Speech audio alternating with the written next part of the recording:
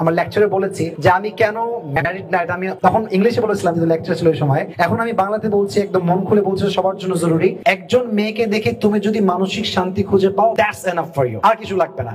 কারণ একজন মেয়েকে দেখে মানসিক শান্তি পাওয়া মানে হচ্ছে she is beautiful, she has the quality and she has everything that I want in my life. Am I right, brothers? Am I right?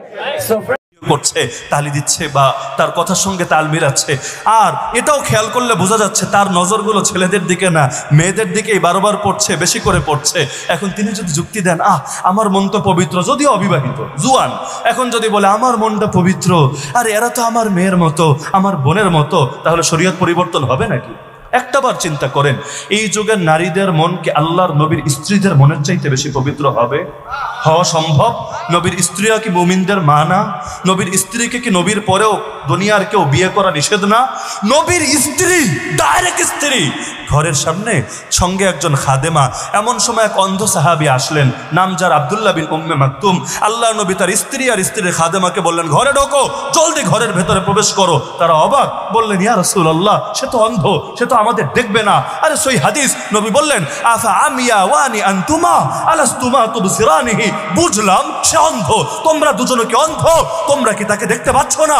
আরে নারী একজন পুরুষকে দেখবে, তাও কোন নারী? রাসূলের স্ত্রী। আরে রাসূলের স্ত্রী মানে মুমিনদের মা, যে আসছে সে তার সন্তান তুল্য, তার মধ্যে আবার অন্ধ। তারপর নবী বলছেন, খবরদার, দেখবা না, ঘরে প্রবেশ করো। কোরআনে আল্লাহ বলেছেন, নবীর স্ত্রীদেরকে ডেকে ডেকে সৌন্দর্য প্রদর্শন করবা না অন্য কারো সামনে, এমনকি সুললিত কণ্ঠে কথাও বলবা না। যদি কথা বলতে হয় কর্কশ আওয়াজে কথা বলবা, যাতে করে এমন না হয় যাদের অন্তরে রোগ আছে ভিতরে তাদের রোগটা উস্কে যায়। সুতরাং মুমিনদের মা তোমরা, তারপর তাদের সঙ্গে কখনোই নরম আওয়াজে কথা বলবা না। তো কোন মহিলা আছে যে নিজেকে আল্লাহর নবীর স্ত্রীদের চাইতেও বেশি পবিত্রা, বেশি আত্মশুদ্ধির অধিকারী দাবি করতে পারে? তা আল্লাহর নবী তার স্ত্রীদের বেলায় কোন আদর্শ গ্রহণ করলেন, আর এই যুগে আমরা কোন আদর্শ নিয়ে চলছি? মাঝে মধ্যে এই মাসালা নিয়ে চিল্লাচিল্লি, নারীদের চেহারা পর্দার অন্তর্ভুক্ত নাকি অন্তর্ভুক্ত না? আরে পাগল, চেহারা পর্দার অন্তর্ভুক্ত কি অন্তর্ভুক্ত না রাখ, এই কথা। চোখের যে জিনা হয় এটা তুই মানিস কিনা? দুনিয়া সবাই মানবে কিনা? চোখের জিনা হয় না? নবী বলেন নাই যে চোখের জিনা দেখা, কানের জিনা শোনা, হাতের জিনা ধরা, দিলের জিনা কল্পনা করা, লজ্জাস্থানের জিনা চূড়ান্ত রূপে বাস্তবায়ন করা? তো চোখের জিনা মানে কি? যদি নারীদের চেহারা ঢাকার কোনো গুরুত্ব নাই থাকে, চোখের জিনা কেমনে হয় আমার বুঝা? হ্যাঁ বলবে না, যাদের দৃষ্টি পবিত্র তারা দেখতে পারবে, যাদের দৃষ্টি অপবিত্র তারা দেখতে পারবে না। কারটা পবিত্র আর কারটা অপবিত্র কপালে লেখা থাকে। তো ওই যে জাতি আল্লাহর সঙ্গে 2 নম্বরই করলো, শাস্তি কি হয়েছে সকলে জানেন। আল্লাহ ওদের বুড়াদেরকে বানিয়ে দিলেন শুয়োর, আর জোয়ানদেরকে বানিয়ে দিলেন বানর।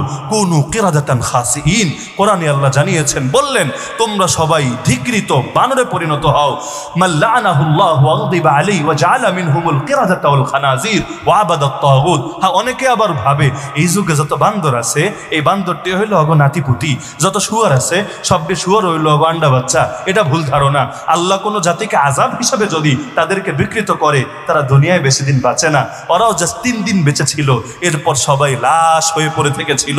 ওই যে যারা দাওয়াতের কাজ করেছিল হুজুরদের মতো, আমর বিল মারুফ নাহি আনিল মুনকার করেছিল, দেয়ালের ওপারে আলাদা হয়ে গিয়েছিল, তারা এসে দেখে বড় আফসোস করলো, আর আল্লাহর কাছে দোয়া করলো, হে আল্লাহ আমাদেরকে হেফাজত করো, আমাদেরকে এমন শাস্তি দিও না।